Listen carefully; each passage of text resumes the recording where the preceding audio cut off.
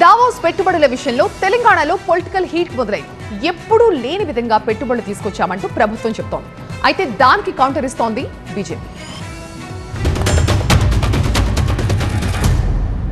1,75,000 కోట్లు పెట్టుబడి రాష్ట్రానికి వస్తుంటే హర్షించాల్సిన స్థితిలో ఉండి ఇంత చౌకబారు విమర్శ అంకెలతో సహా ఏ కంపెనీ ఎంత పెట్టుబడులు పెడుతుంది ఎంఓయూతో సహా మేము ముందుస్తూ ఉన్నాము.